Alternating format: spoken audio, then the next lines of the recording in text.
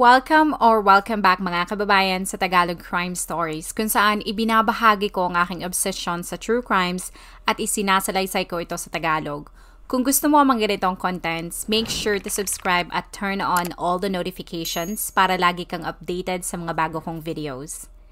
Kung gusto mo naman na suportahan ang aking channel sa ibang paraan, you may do so by checking these options.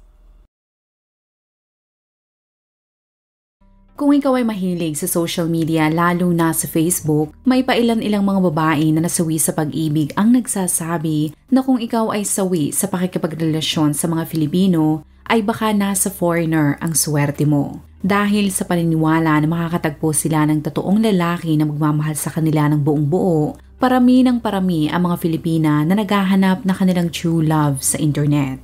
Isa sa mga ito ay si Roxanne Mandukita na tubong Ginoog City sa Misamis Oriental. Sa kadahilanan na konti ang news outlet na nag-cover ng kasong ito, bukod sa probinsya kung saan siya nakatira, ang sigurado ako ay isinilang si Roxanne noong taong 1993. Ayon sa ulat, bukod sa kanyang profile sa mga online dating sites, ang Filipina ay aktibo din sa Facebook. At noong April 2023, sa isa sa napakaraming mga Facebook groups, ay nakilala niya ang isang foreigner na nagparamdam sa kanya na siya ay espesyal. Ang banyaga ay kinilalang si Dog Hiroshi Sugawara. Ito ay naiulat na isang Japanese-American na dating chef. Pagkatapos ng ilang buwan nilang pag-uusap, si Dog ay kaagad bumili ng plane ticket patungong Pilipinas. Si Roxanne ay masaya namang sinundo ang kanyang nobyo nang lumapag ang sinasakyan nitong eroplano sa airport. At sa isang sulyap ay nahulog ang loob nila sa isa't isa. Ang dalawa ay masayang nilibot ang ilan sa magagandang tourist destinations sa Pilipinas. Sa ilang linggo nilang pagsasama ay napagtanto ni Dog na si Roxanne na talaga ang babaeng matagal na niyang hinahanap. Kaya bago siya umalis sa bansa ay nag-propose ito. Ang simple nilang kasal ay naganap noong October 2023, 6 na buwan pagkatapos nilang magkakilala. Bagamat naging napakabilis ng lahat ay gustong patunayan ni Dog na walang imposible sa mga taong nagmamahalan. At upang mapatunayan na tama ang kanilang desisyon, ang bagong mag-asawa ay nagdesisyon na manirahan sa isang subdivision na matatagpuan sa Barangay Yati sa Liloan na matatagpuan sa Northern Cebu.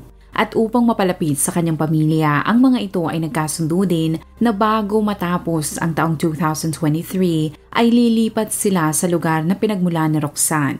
Sa loob ng ilang buwan ay naiulat na naging maayos ang takbo ng buhay ng mag-asawa. Ngunit sa kasamaang palad, wala pang isang buwan pagkatapos nilang maikasal, ang kanilang pagsasama ay magtatapos sa hindi magandang paraan. Base sa pahayag ni Police Major Eric Gingoyon na pinuno ng Liloan Police Station, ang ilan sa kanyang mga kapulisan ay nakatanggap ng tawag mula sa kapitbahay na mag-asawa. Nang sila ay makarating sa bahay ni Roxanne, ay tumambad sa kanila ang wala ng buhay na katawan ng Japanese-American. Ito ay may sugat sa ulo at ang kanyang mga paa at kamay ay nakatali na parang isang baboy. Kaagad dinala ang bangkay nito sa morgue para ma-autopsy. Nang lumabas ang report, ayon sa medical examiner, ang foreigner ay namatay dahil sa pananakal. At kahit meron itong maraming sugat sa kanyang katawan, ang talagang ikinamatay nito ay ang sugat sa kanyang ulo. Meron din itong senyales na sinakala at kinumpirma ng eksperto na nanlaban pa ang dayuhan dahil sa mga sugat nito sa kanyang mga kamay. Dahil sa ang biktima ay isang foreigner, ang NBI Cebu District Office ay kaagad pinangunahan ang investigasyon. Ibinahagi ng mga ito na maaaring pagnanakaw ang motibo ng salarin o mga salarin para patayin ang dayuhan. Ang anggulo na yan ay mas lalo pa nilang pinaniwalaan nang ma-interview nila ang misis nito na si Roxanne. Nang ma-interview ang 31 taong gulang na Filipina ay sinabi nito na noong November 25, ilang oras bago mangyari ang krimen, ay pinili niyang matulog sa ibang kwarto dahil sa may iniindang sakit si Dog. Kaya para hindi niya ito maistorbo o hindi siya malilinan ng sakit nito, ay nagdesisyon silang maghiwalay ng kwarto. Nang siya ay magising na madaling araw ay nagtaka siya dahil nakabukas ang pintuan nito na hindi normal. Kaya upang makasigurado na nasa maayos na kalagayan ng kanyang asawa, ay minabuti niyang pumasok sa kwarto nito. Pero ayon kay Roxanne ay nagulat na lamang siya nang makita itong duguan. Ibinahagi niya na maaaring pagnanakaw nga ang motibo dahil ang sling bag niya na merong laman na 1,200 pesos ay nawawala kasama ang iba niyang mga IDs. Ang mga investigador naman ay binahagi sa mga reporters na titingnan din nila ang ibang mga anggulo. Sisiguraduhin din nila na magtanong-tanong sa kapitbahay na mag-asawa dahil sa pagbabaka sakali na merong CCTV ang mga ito na makakatulong sa kanilang investigasyon. Sinabi din nilang i-interviewin muli nila si Roxanne para malaman ang mga galaw ng biktima bago ito patayin. Ang pamilya ni Dog mula sa Amerika at Japan ay nagulat sa sinapit ito. Ibinahagi nila na hindi sila sang-ayon sa desisyon nito na minirahan sa Pilipinas dahil sa masasamang balita na naririnig nila mula sa bansa. Ngunit wala naman silang magawa para pigilan ito kaya sinuportahan na lamang nila ang mga desisyon nito sa buhay. Pagkatapos ma-autopsy ang bangkay ng biktima at sumang-ayon si Roxanne, ang labi ng foreigner ay kaagad ipinadala sa kanyang pamilya sa ibang bansa upang mabigyan ito ng maayos na lamay. Sa loob ng ilang araw ay naging tahimik ang mga otoridad sa pagbibigay ng anumang update sa publiko dahil gumugulong pa ang investigasyon. Ang ibang mga tao na walang tiwala sa kakayahan ng mga pulis sa bansa ay sinabi na wala nang mangyayari sa investigasyon. Ang ilan sa kanila ay nagsabi pa na maaaring makalimutan o maging cold case na lamang ang nangyari kay Dog. Ngunit noong December 11, 2023, silang lahat ay nagulat dahil sa update na ibinigay ng NBI Cebu District Office.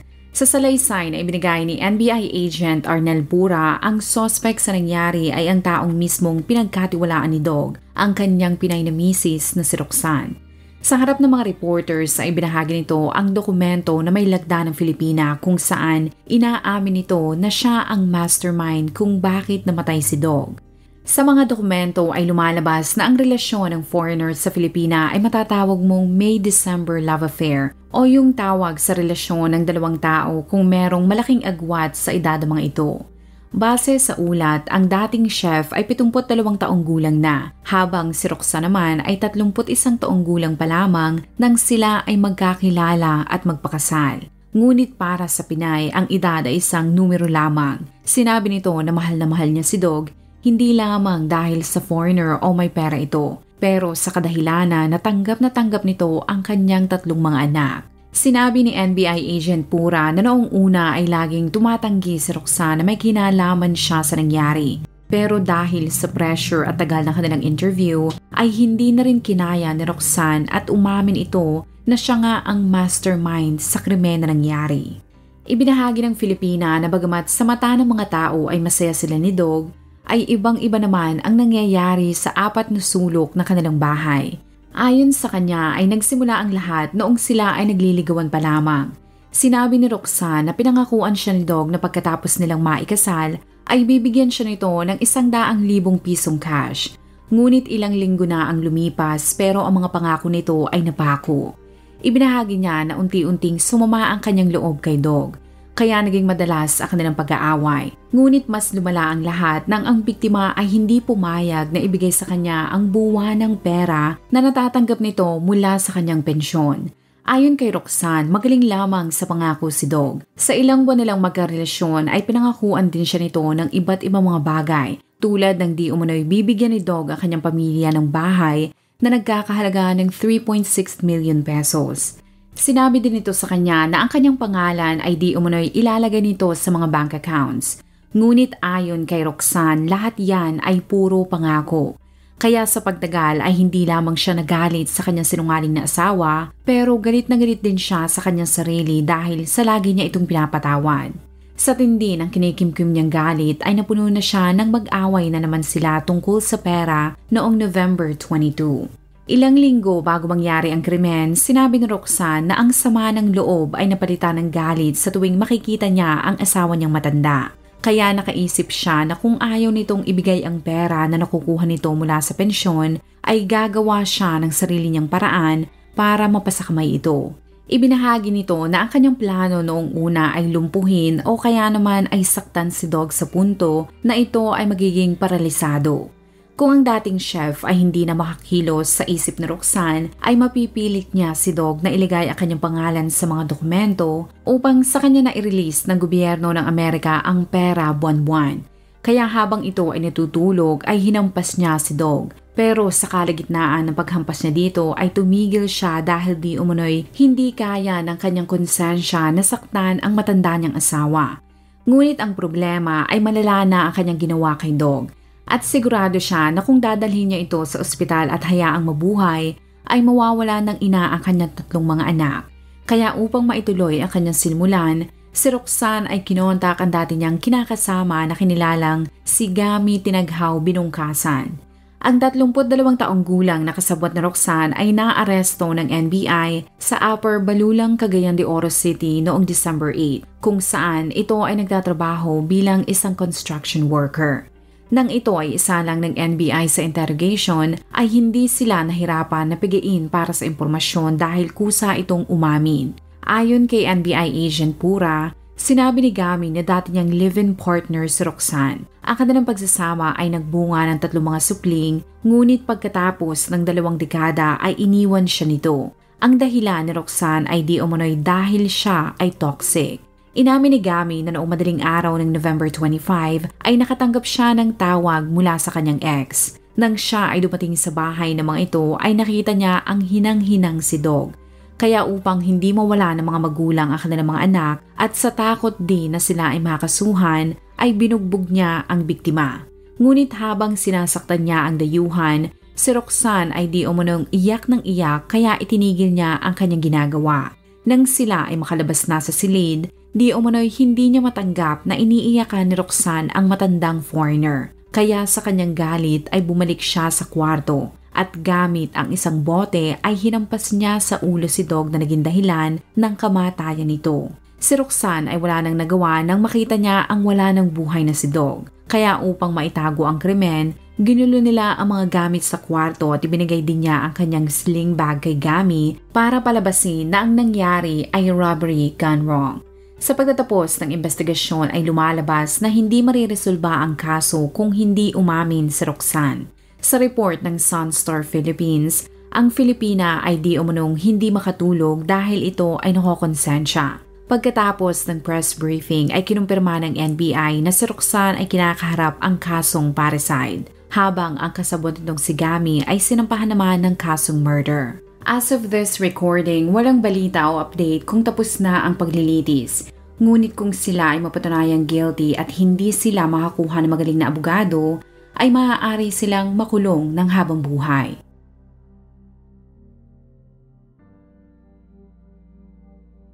Kung sasabihin mo sa ibang mga Filipino na ikaw ay nagtatrabaho bilang isang seaman, panigurado ako na ang nasa isip agad nila ay marami kang pera at meron ka nang naipundar. Bagamat may katotohanan ang mga yan ay madalas namang hindi nila maisip ang hirap na ginagawa mo sa iyong trabaho at kalungkutan na iyong nararamdaman bago ka kumita ng pera. Kahit ang seaman na foreigner ni si John Lorne McDonald's ay sang-ayon sa hinaing ng mga Filipinong seaman. Tulad ng mga ito ay matindi din ang kalungkutan niyang nararamdaman sa tuwing siya ay sasampa ng barko. Base sa ulat, ang 27 taong gulang na Scottish ay mula sa napakagandang lugar na Aberdeen na pangatlo sa pinakamalaking syudad sa Scotland. Siya ay merong 3 mga kapatid. Nang ito ay makatapos sa college, ang unang trabaho ni John ay second mate sa North Sea Oil na isang oil rig supply ship. Ayon sa pamilya nito, bagamat si John ay madalas nilang hindi makasama, sinisigurado naman itong panatilihin ang kanyang malapit na relasyon hindi lamang sa kanyang mga magulang, pero pati na rin sa kanyang mga kapatid. Sa interview sa ina nito na si Joanne ay ibinahagi niya na mahilig si John sa gitara at isa din ito sa mga diehard fans ng Rangers na isang soccer club sa kanilang lugar. Ngunit kahit meron ito magandang relasyon sa kanyang pamilya, ang mahabang pagbiyahe niya sa dagat ay nagdulot ng kalungkutan kay John. Kaya nang matuklasan niya mga bagay na kaya niyang gawin sa internet, ay naging madalas ang presensya niya online. Bukod sa libreng mga laro, pakikinig ng mga bagong musika o videos, napagtanto ni John na maaari din siyang makahanap doon ng taong makakasama niya habang buhay. Siya ay gumawa ng profile sa iba't ibang online dating sites. At naging masaya siya dahil sa atensyon na natatanggap niya mula sa iba't ibang mga babae na nakakachat niya. Ngunit isa sa mga ito ang talagang nangbabaw.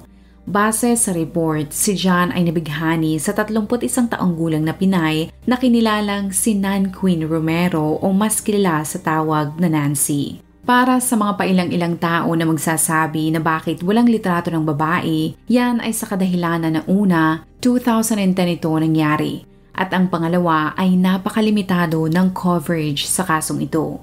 Ang dalawa ay naging madalas sa pag-uusap. Lahat ng bagay ay kanilang napag-usapan mula sa kanilang mga nakaraan at mga bagay na gusto nilang makamtan o gawin sa hinaharap. Ang pagiging malambing, maalalahanin at mapagmahal ni Nancy ang naging dahilan kung bakit hindi nag-atubili si John na bumili ng plane ticket patungong Pilipinas. Noong September 2, 2010, ang eroplano na sinasakyan ng Scottish ay lumapag sa Maynila. Siya ay sinundo ni Nancy at silang dalawa ay dumiretso sa Angono. Walang mapagsidla ng kasiyahan si John nang makita niya sa kauna-unahang pagkakataon ang Filipina. At doon niya nakumpirma na totoo nga ang kanyang nararamdaman kay Nancy. Mas lalo pa siyang nasiyahan dahil kahit ang pamilya ng Pinay ay mainit siyang tinanggap at sinigurado ng mga ito na siya ay komportable.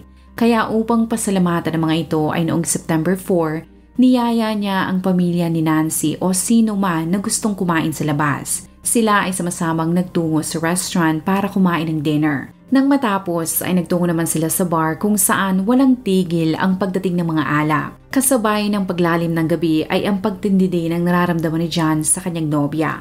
Noong sumapit na ang madaling araw, ang lahat ay nagulat dahil habang kumakanta si John ay lumuhod ito at hiningi nito ang kamay ni Nancy dahil gusto na niya itong pakasalan.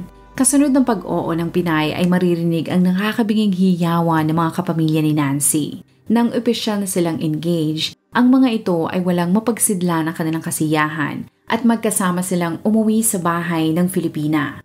Ngunit ang kasiyahan na yan ay mapapalitan ng kalungkutan dahil ilang oras pagkatapos ng dalawang makauwi, ang mga kapitbahay ni Nancy ay nagulat dahil sa malakas na sigaw na nanggagaling sa bahay nito. Nang sila ay makarating sa tahanan ay nakita nila ang dugo ang katawan ni John kaya kaagad silang napatawag ng ambulansya. Ngunit kahit na isugod ang mga ito sa Angono General Hospital, si John ay idiniklarang dead on arrival, habang ang kanyang fiancé naman ay nasa intensive care unit. Ayon sa medical examiner na sumuri sa bangkay ng dayuhan, si John ay namatay sa matinding saksak na tumama sa ilan niyang mga organs. Si Nancy naman, bagamat may tama din, ay nagawang maisalba ng mga doktor. Ang masamang balita ay kaagad ipinaalam ng mga otoridad sa embahada ng Scotland na kumontak naman sa pamilya ng biktima. Matindi ang kalungkutan na ramdaman ng pamilyang McDonald sa nangyari. At sa interview kay John ay binahagi nito na hahanap sila ng magaling na abogado sa Pilipinas at gusto rin nilang i-pressure ang mga otoridad sa Rizal para hindi maging cold case ang krimen na nangyari sa kanyang anak. Bukod dyan ay nag-alok din ang kanyang pamilya ng pabuyang 500 pounds sa taong maaaring makapagtuturo sa pagkatao ng salarin. Dumulog din sila sa himpilan ng NBI para sa agarang ikakalutas ng kaso.